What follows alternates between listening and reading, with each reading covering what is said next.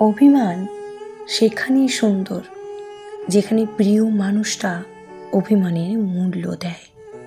অভিমান একটা আদরের শব্দ যেখানে লুকিয়ে থাকে যত্নের খামতি, আরও বেশি ভালোবাসার বাহানা। মানুষ সবার উপরে রাগ করতে পারে, তবে সবার উপরে অভিমান করতে পারে না। অভিমান হয় একান্তই নিজের মানুষের উপর, যার উপর অধিকার আছে। অধিকার বোধ থেকে অভিমানের জন্ম হয়।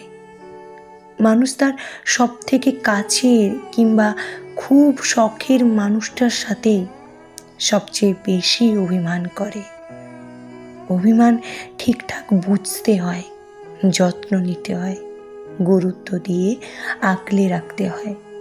সেখানেই সম্পর্কটা সুন্দর, অভিমান সুন্দর, একে অপরের সাথে সুখী।